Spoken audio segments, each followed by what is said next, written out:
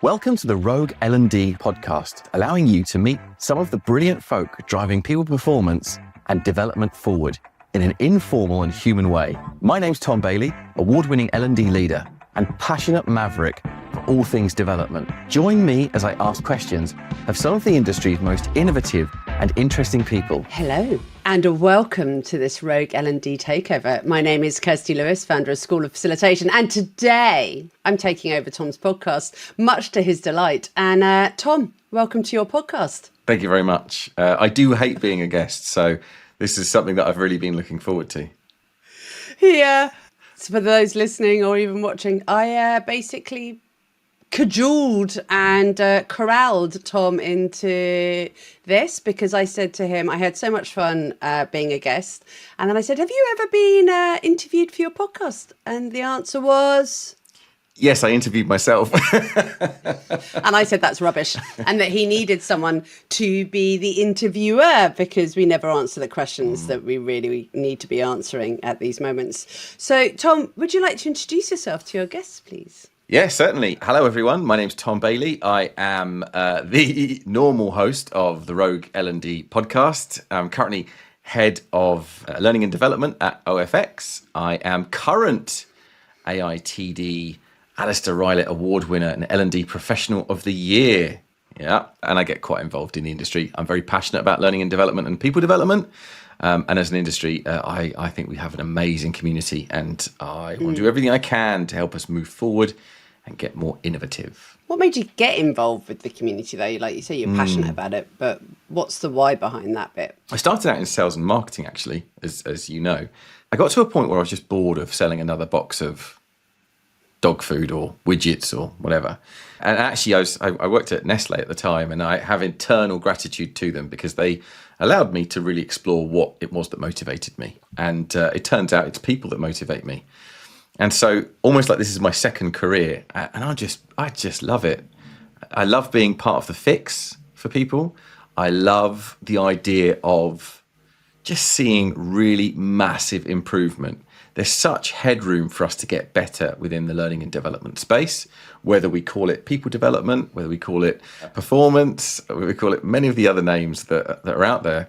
I just think there's massive potential. And the bit that really excites me is the strategy bit. So how can we get an organization, whether it's a corporate, an NC, a not-for-profit, whatever, how can we turn that around for the people that are there? I mean, people are the biggest asset within a business.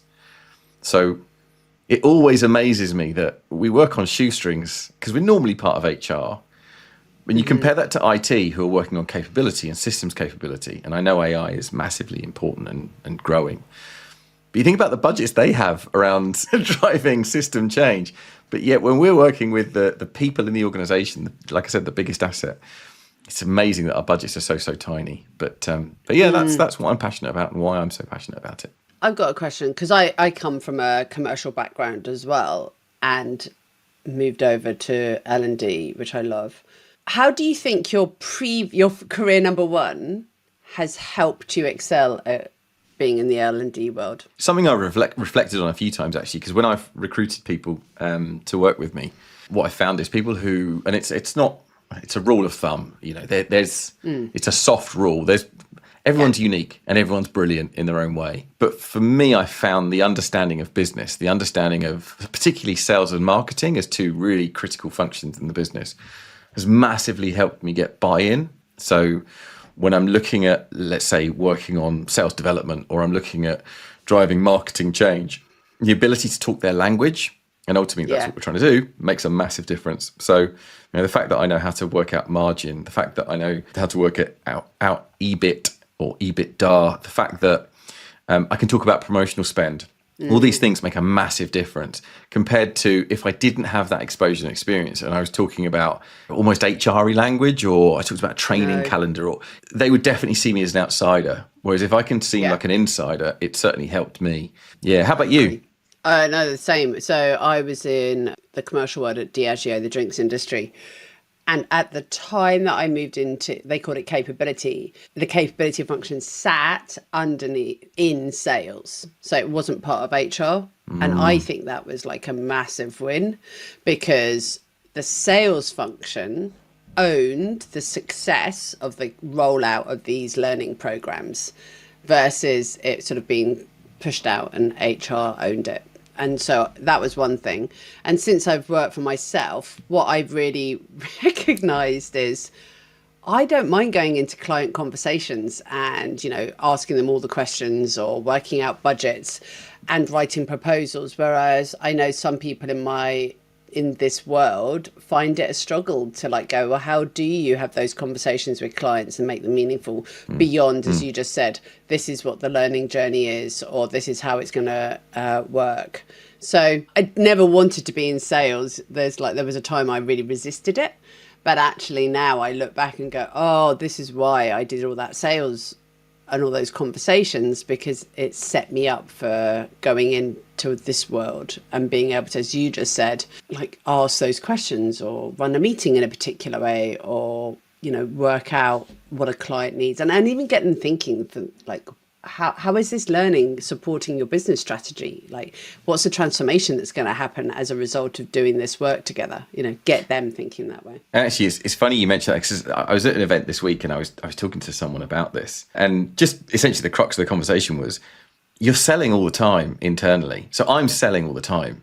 I said, look, I probably said something like, don't repeat this, but only about 10% of my role is L&D. I love it. I'd wish it was more, but probably about 10% of my role is L&D.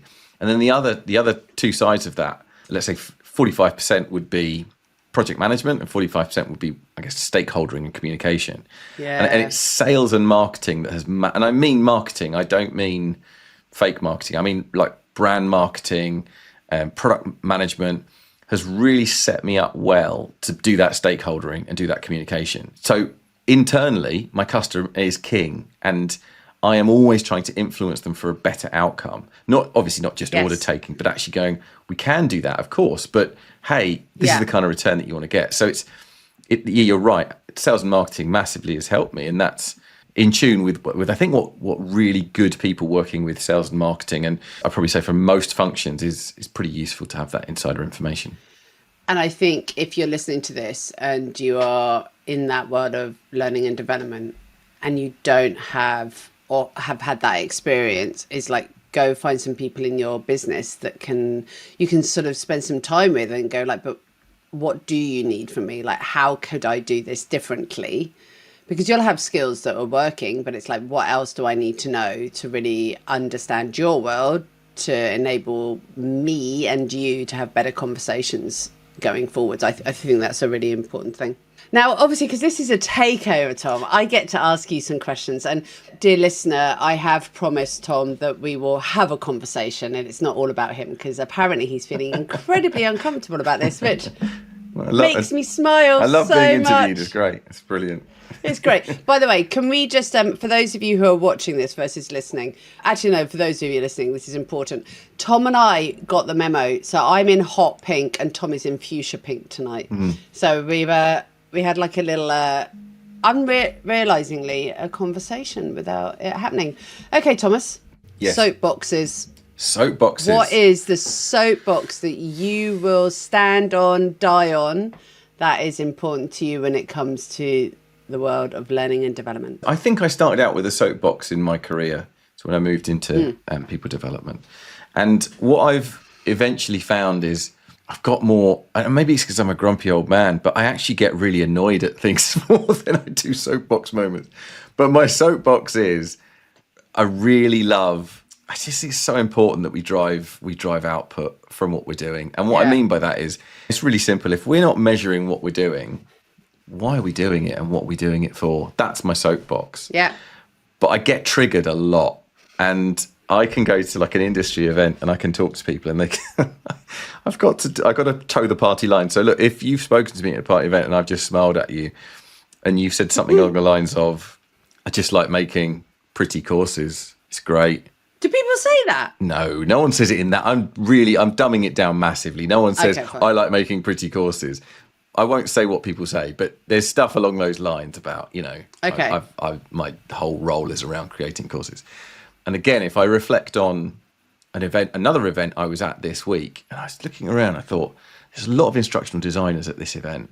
And I'd just come from an AI thing that I was preparing for. So I'm hosting an evening around AI in Sydney in HR. Cool. And the way we're doing it is we're making it disruptive. Sorry, I'm totally off tangent here, but just stick with it. So there's an event I'm hosting. It's around, will AI kill off HR?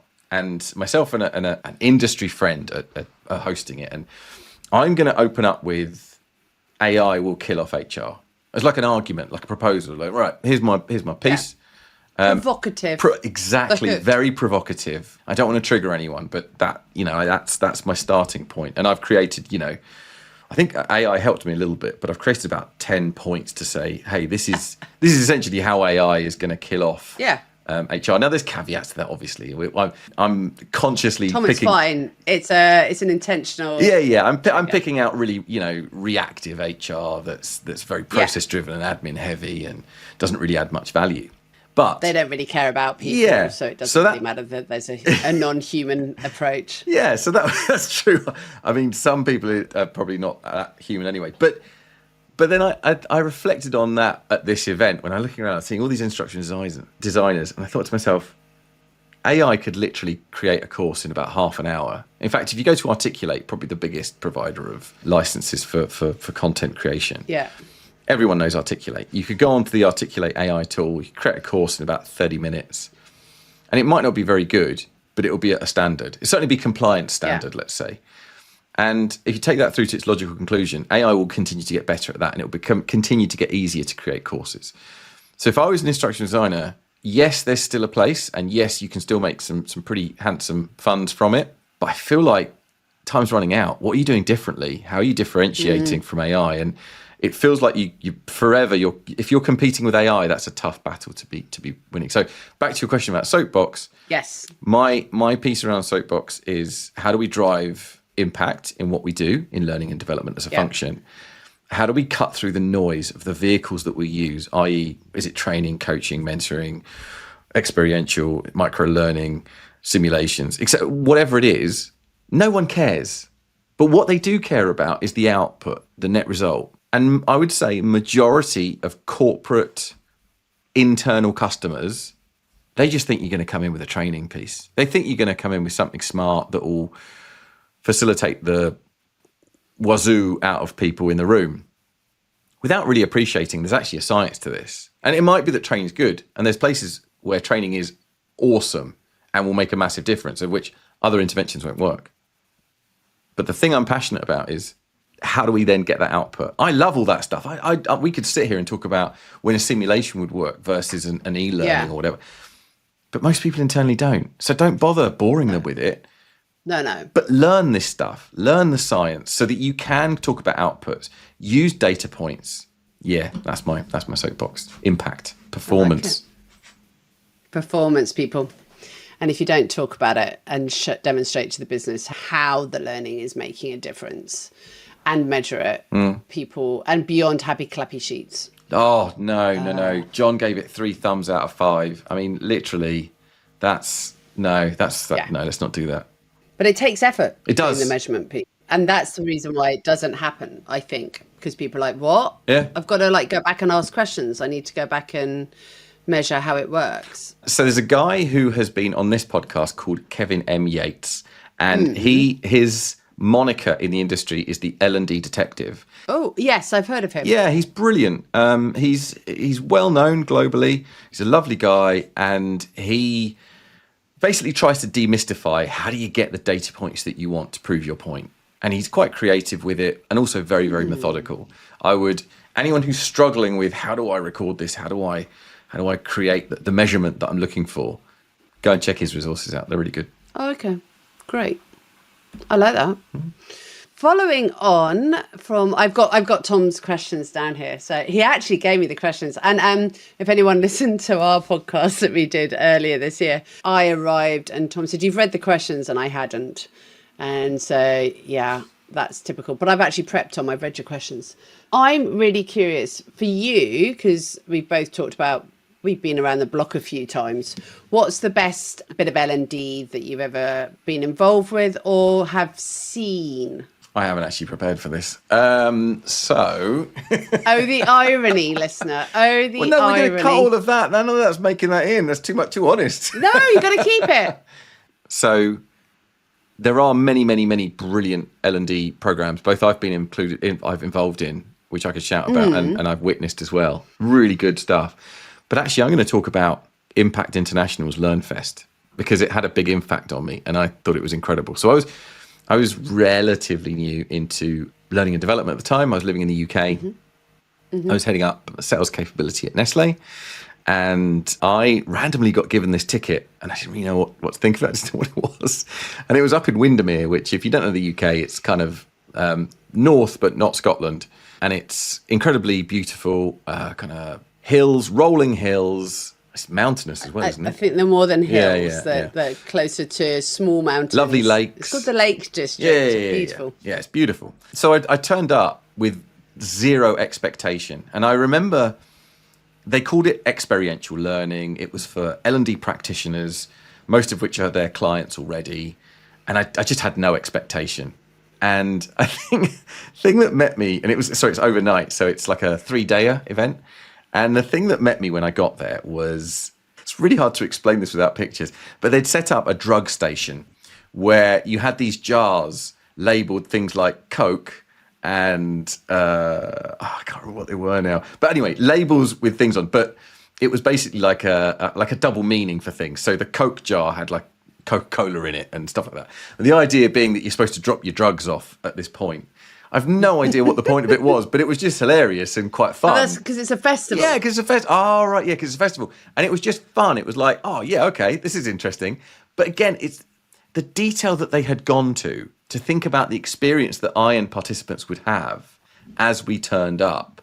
And there were... I'm writing this down, by the way, because for those of you who don't know, I have a festival. I love Yeah, that so idea. they had A boards up where they'd written something like, we're here, we're introverted, and we're not talking to anyone. You know, just stuff like this were little things that really made a difference. And then in the toilet they had, you know, when you're at, like, I think it's only at universities I've seen this, but where on a clipboard you post a poster like a missing cap, call this number, and you can grab one of the drop downs. They had stuff like that, but it was all silly stuff, like meaningless. I love that. Yeah, it's so good. Anyway, so that was all the kind of, I guess, the wrapping of it. And they had a marquee tent, which was like circus style and stuff. But straight away, because it was L&D people, they really pushed the envelope. So I think the first thing they did was there was only about, 40, 50 people max. You paired off and you had to stare into each other's eyes for like a certain, all that kind of really awkward stuff. Mm-hmm. Really uncomfortable, really awkward, but really driving an emotional response from people. And then what they had is for the 2 or 3 days it was running, you had a list of activities that you could go to. So there would be things like canoeing and the classic drum circle. And there's a guy called Andy Fell was doing stuff about using sales in your methodology. There's probably Lego serious play there. There was a choir. There's all these things that you could sign up for. It was amazing, man. The one I remember, though, that I just thought, that's so brilliant. I don't spend all my time facilitating. So it's a skill that I have, but I don't tend to use it as much as I would like. And I remember they had something called Fab Flips. And the idea being that you would go along, you'd get given like a big A1 sheet, and then they'd teach you with a marker how to do some tricks like bubble writing and stuff like that, and how to underline stuff and how to make a point and how to use the pens better. Now, is that really going to make a difference to me? Probably not. But I love that they thought this through. Like, what do L&D practitioners really need? Actually, a lot of them are probably working with pens, or they certainly were 10 years ago, whatever it was. I just love the thought that goes into that, to go, what do people need to do as an L&D practitioner? It's almost like the ultimate market segmentation. We're identifying our demographic, and then we're saying, what is it that those people really care about or do? Yeah. And how are we going to link into that? And so the whole thing was like this. It was very much festival vibe. It was really good. I thought it was amazing. And that's probably the best thing. I know it's not strictly an L&D campaign, but I just thought it was awesome. No, but it stayed with you. Yeah. And that's when it's important. So when you're coming to SoFest, award-winning SoFest, just want to point out. SoFest. Can you see? I got an can award. see. Yeah, tell me about your award. From Training Journal. Training. Named I Best did Learning see it. Event 2025. Congratulations.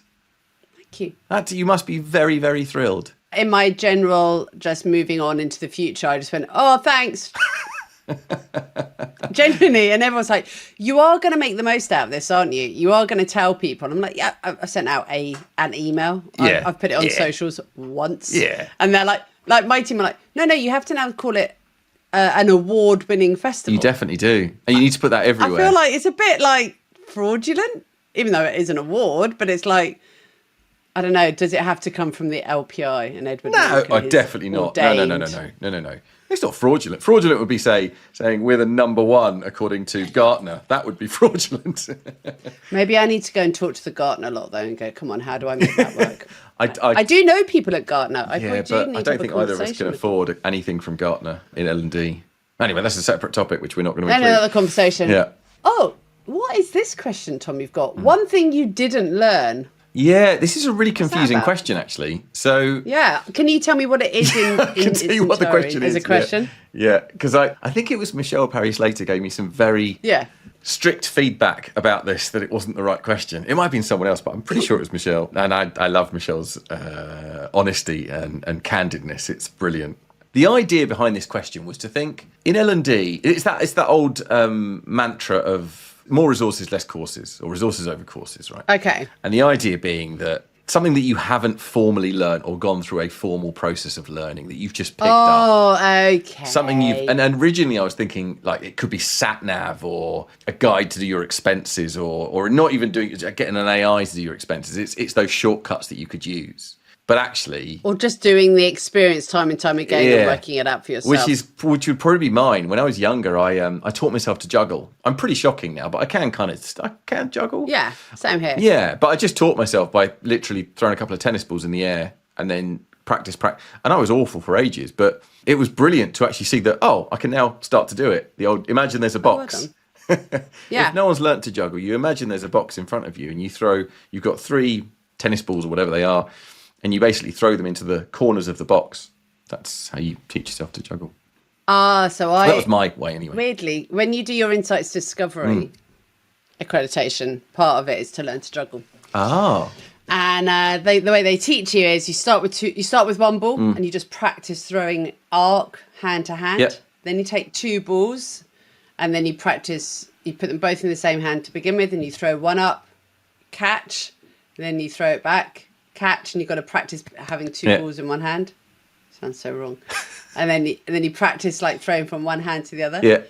And then it's up, down, down. And then you go up, down, up, down. Nice. And then you start to do it. The only other annoying thing though, Tom, is my youngest cousin is a clown. Oh, like they're annoying, or they're actually a clown? No, he is like an entertainer clown. Yeah. And he can juggle all manner of things. It's rather good. See, nothing that you learn in terms of juggling will ever come close. No, exactly. What have I learned? I think it's I've learned things like this, like how to do podcasting. Anything, actually, weirdly technical stuff. Like, I remember, like, what's going through my head is when I first started out in L&D, I was in a global team, so I was talking to a lot of people all around the world, but we definitely didn't have video at that time because it was the mid-noughties, and we would do everything by telephone, and just how to have those telephone conversations with a group of people on it in a way that was beneficial to everybody and not just me broadcasting or everyone talking over one another, but just finding out the nuances of making it work. And actually, let's take that to the next level. During COVID, how to create really great interactive virtual sessions in the world of Zoom and like hack MS Teams at that time. So that was all stuff I've learned to do. Actually, I've learned to do without being told. Beautiful. I hadn't realised that. Okay. Telephones. Favourite hand gesture? Favourite hand gesture. I jokingly say it's this one. And I tell you why. Okay, I'll show it and then I'll tell you why it's my favourite one. So it's not really my favourite one, but this one, right? So this is a heart, right? I think it's Korean, maybe? I want to say Korean. It is Korean, listeners can write in and tell me that I'm wrong and it's from a different country, but I think it's Korean. No, it's Korean. So the reason... The little thumb and finger, it's the love heart. The reason I love this is because I once saw a picture, I can't remember who it was, and I wouldn't say even if I did, with someone trying to do a heart, and we're doing this. He's doing the gun gesture if you're listening. I just thought that was an epic fail, I think is what young people I would love say. that. That's so not a love heart. I don't think they knew it was a love heart. I think it was someone from potentially a generation even older than mine. So, yeah. That's me. No, that's not you. I think we got to be the Thanks. same. Even older than the older. Okay, we've done like things that were like best L&D campaign, favourite hand gestures, things we haven't learned. What has been your worst experience in L&D? It's funny because and I might edit this out because this might be inappropriate, but they say that women who go through childbirth, it's such excruciating pain that the body forgets. So their body makes them forget. Yes, hence, they have true. more children. Correct. Which is incredible when you think about it. I mean, you just think about the amazingness of the human body to do that. And Clever, huh? I think it's a bit like that with not to that You quite forgot extent it. of excruciating pain, but I think I forget a lot of stuff because it's so bad. I think my I mind love just that. forgets. I think it's Okay. like sanitizes it. Or dear listener, he's having a moment here where he's realising the questions he's written. He's like, oh my God, those are hard. Oh no, I've done awful things. I think, and actually, if I can flip it to I think the first episode I ever did was with David James. He's such a lovely guy. He's really, really, really, really, really nice guy. I loved his example, and I think his example, I'm pretty sure, happened to me. So he basically said he was facilitating a group. It was a leadership group, but they were pretty gruff. I can't remember the exact context. I seem to think it was people in a factory, but that might be wrong. I might be making that up in my head. But anyway, he felt like he was losing the group, and there was a bit of a pause. He was looking over his notes. I think it might have been someone else's course as well. And then someone interrupted the silence and went, "When can we tell them that they're shit?" And I'm like, I mean, I think that resonates. I'm pretty sure there was at some factory site, I've done something where people were wearing massive high-vis amounts and really didn't want to be there, and probably voiced it at some point or a couple of points. Horrible. Yeah, that's horrible. That for me, that's the bad side of doing anything. That's hard. Yeah, and the material's awful as well. That's even worse. Did I tell you? It wasn't like bad, but it was really bemusing. Did I use this last time? Sorry, people, if this is the same one.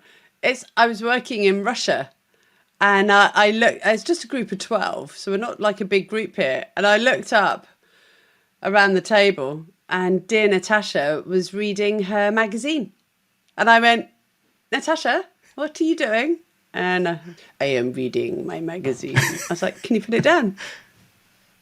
And she got really stroppy with me that I had asked her quite directly. Yeah. Put it down. Yeah. But I was like, one of those moments where you're like, I don't know whether to laugh or cry. Yeah. What do you do in that situation? It's a bit like, because you don't want to get into the parent-adult-child trap, right? Where you're the parent and they become the child, for example. Mm-hmm. But you used to get that with mobile phones early in the training days, didn't you? Where people would be like secretly texting, but not very secret. Yeah. And I've said that to the Aussies. I did this. I was with a group in Sydney, and I could see, I went, "You do know I can see that you're texting right now." And they went, "What?" And they were being such a group that we had really good rapport. So they were a group of salespeople from not Nestle, not P&G, but another big FMCG. Yeah, okay. Beginning with you. And I just looked at them all and went, right. And I had a box. I went, "Put your phones in." Oh, so nice. I've had enough. This is getting beyond a joke. And they did laugh. And I said, "You can have them back at the break, but they're going to sit here," because we had a U-shaped table. Yeah. I said, "They're going to sit here in the middle, Yeah. so you can see them, and you can have them at break." But seriously, let's give ourselves permission to be in here, this space. And they all were like, "Oh." I've noticed that people put, probably not in formal facilitation or formal training exercises or formal L&D stuff, but more and more you see people in meetings with laptops now. So people just work away. Yeah. And you think, you and I both know that no one's concentrating if they've got the laptop open. Yeah. And therefore there's no real point. Do you not say something? Well, it's not my meeting. If it was my stuff, absolutely, guys. We're not going to use I need everyone concentrating.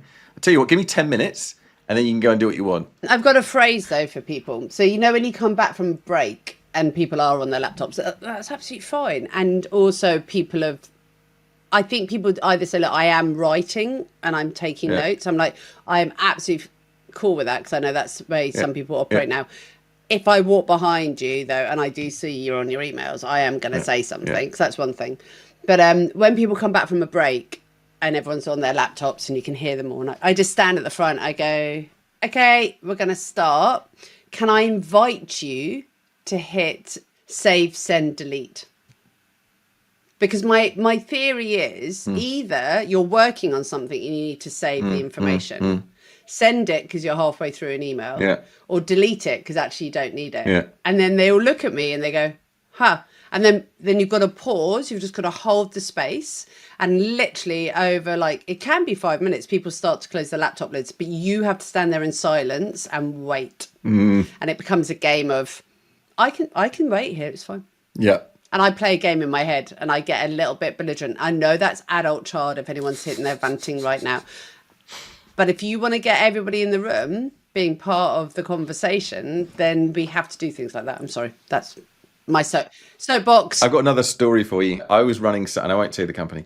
I was running, it wasn't my training, which is always a bad start, right? If you're delivering someone else's material, you're always already starting from a bad place. Now, it's not impossible, but it can be difficult because different style and whatever.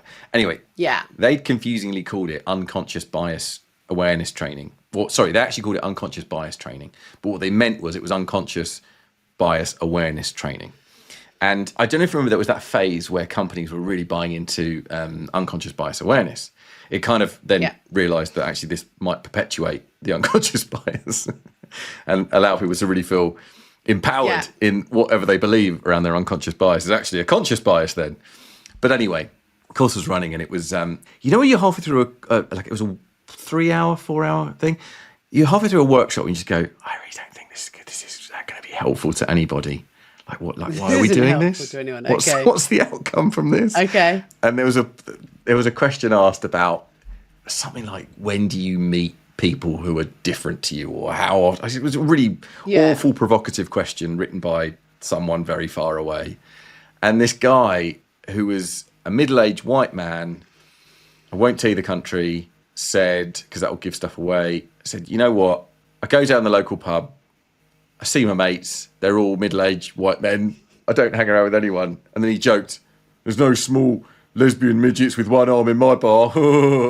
And I just thought, this training is awful. Oh, God. Get me out of this workshop. This is a killer. Yeah, that's a horrible experience. Digging yourself out of stuff the whole time, right? Just, not cool. It wasn't even my course. Anyway. Let's go the opposite way. Let's just do something totally random, Tom. Something that people don't know about you. Like that worst question to be asked at the beginning of any workshop. I don't mind that. That's all right. But that's because we love it. talk and extrovert and tell stories. Me too. That's true. Actually, people probably know this about me, but I'm going to say this one, and then if you want more, I'll give you another one. But so during COVID, I love to travel. I really love culture. I love living in different places. And when COVID hit, the thing I really missed was any kind of cultural nuances or just experiencing anything outside of where I'm at. And it was probably exacerbated by being stuck at home for most of the time. So I got into world radio, which, you can listen to Bavarian, whatever, and samba, street sounds, and I don't know, whatever. It was great. Loved it. So I'd listen to it. Anyway, I settled on Dutch radio. And actually quite a few people know because I'm always evangelizing for Dutch radio. I think the work that I've done for Sterren NL has been second to none. I mean, I should get a kickback. Not that anyone's probably listened, but I loved it twofold. One, because it's in Dutch. I don't speak Dutch, so it's not off-putting. They can yabber away and I can still work. And the second is that it's like Europop. It's so upbeat and happy and great. I mean, some of the lyrics, if you translate them, are pretty awful. The Dutch are pretty on it when it comes to literal stuff. But it's brilliant. It's upbeat. It's happy. I think one guy sings about a caravan, one song, and then someone else is singing about probably beer and parties. It's great. I love it. So yeah, I normally stick that in the background. Yeah. Do you? Yeah. Oh, on a music theme, and because it's this time of year, we're recording this in December, and obviously the Spotify Unwrap rap comes out very soon. Like what's your most listened to? Yada. I, for the last few years, have been in Ludovic Einaudi's top 0.2% of listeners globally. Wow. And where's that? Why? No, Because Ludovic? Ludovic Einaudi. What? And can you explain what that is for the listeners? Yeah, he's a Austrian pianist, classical composer of our time. Absolutely guarantee if I played you some of their music, Tom, you'd go, oh, I recognise that. That's in that TV ad, or that's used in that TV show. Oh, okay. But it's just amazing music that I can stick on in the background when I'm writing and thinking, and it just is out in the back for me. Yeah, nice. I use it in workshops. No, well, that's obviously with a... Yeah, I mean, that classical music is good for that, I have to say. It's good background in general. Not suggesting that Ludovic is just classical. I'm sure he does other things. He is, pretty much. Okay, final question for you. Because like you and I do this quite well, but some of your best advice for other people out there in the world of L&D. I'd probably have to give away a lot of royalties, but I reckon I could write a book based on the advice that people have given me in this podcast. And all of it is gold. It's really good advice. And I would, if you're new into the industry, I'd strongly suggest you listen to the advice from people like Bob Mosher, Nigel Payne. And it's just, these guys are, and girls, sorry, are hugely experienced and have, like Emma Webber. Like, these are juggernauts in our industry. And they give 5 minutes, like what their most considered advice. I'd be drinking that up because it's good stuff. From my perspective, I think and it's funny because I was talking about this today, and I might write an article about this. I think you need to keep, and I'm assuming you work in learning and development. If you're in a consultancy, you're already doing this. If you're in-house, you need to do this. Keep a consultative mindset. And what I mean by that is, instead of thinking of yourself as an employee, if you work in learning and development, think of yourself as a consultant. There's a couple of caveats or explainers that I would probably add onto that, which are everything you do should be building best practice. Shouldn't be just serving a purpose or order taking, but you're consulting. You're there to give advice. You're there to build up. Equally, keep an external perspective going. Go to events. Talk to other people. What's PepsiCo doing on L&D? What's IBM doing on L&D? What's so good about Atlassian? What are they doing to drive performance in the brand new tech space? Keep. I think someone else probably said curiosity. But for me, it's that consultative mindset. It's really healthy. Definitely. And it's really important for us in learning and development. I think also it's very easy in the world of L&D, and this goes for the external world that I inhabit, that we learn last and we don't look after ourselves and we're too busy serving and helping and enabling other people. And we do that because that's often where we are coming from. That's why we choose to do what we do. But what that can then do is mean we drink last from the Kool-Aid. We don't do our own development. And for me, that's some great advice, is like always be growing and developing, because you need to be at the front of that wave of understanding and knowledge, and you need to be able to bring new ideas back into your business, because otherwise they're always going to do what they've always done. And we also know that that's shocking. It'll be a training calendar. So what's exactly. Oh, look, here's calendar. Yeah. Let's fill it with lunch and learns, which might be great, might be awful. No one's measuring anything, and no one knows what we're actually trying to do or to drive what outcome. The thing as well, I'd probably just add on to that, given it's unless this is being listened to in about 2 or 3 years' time, by which point the AI bubble has burst. At the moment, it would be get onto AI. There are so many processes that we could speed up and get better at, but you need to understand how coding works. You need to understand how super prompting goes, and you've got to get better, because everyone is getting better. You've got to get on with it. You've got to keep getting better. You can't just have a go on ChatGPT and you're on your lunch break. On your lunch break to help you write an email. You've got to go deeper than that. Yeah. So Tom, like we've spoken for quite a while. This might be another long form episode of L&D Road. No, they'll edit this down to about 5 minutes. No. How has it been as an experience for you? Has it been for an experience for me? Good. Yeah. You're clearly an exceptional host, so you've made it very easy for me. I'm doing the little the love heart. Yeah, sorry. and I was doing an arrow. But I love having these conversations, and can I just say thank you for trusting me? Thank you for this woman who badgered you down WhatsApp. So Tom's in Australia, I'm in the UK. So there was like his morning, my evenings, my mornings, his evenings, where I'm like going, no, trust me, it's going to be great. It's going to be fine. This man has only met, and the other thing, dear listener, this man has only ever met me once for an hour and a half, like at a coffee shop in Sydney. Yeah. So Tom, can I just say thank you very much for trusting yourself to trust me with your amazing podcast. And I just want to say a massive thank you, because it was great, because I think people need to hear and understand more about the person behind the podcast. So thank you for going with it. Thank you, Kirsty. And I think we have only met once, but the beautiful thing about our industry and our community globally is we're fairly like-minded for the most part. I'd say 99% of us all pretty much have the same approach. And yeah, we might have slightly different viewpoints and stuff, but we probably more than many other industries, we can get on and we can gel, because we're all kind of part of that crusade of let's make stuff better, let's improve. Yeah. Whereas if you're in sales, I mean,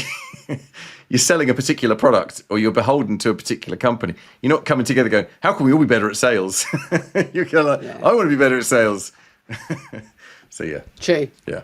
Thank you very much, Kirsty. Thank you for your time. Thank you for badgering me. Thank you for your expert hosting. It's refreshing to have a professional to host this podcast for once. So thank you very much. Thank you to our guest and to you for listening. If you want to boost the impact of your organisation's people development practices, I'd love to connect. You can find me at thomasbailey.co. Alternatively, you can look me up on LinkedIn.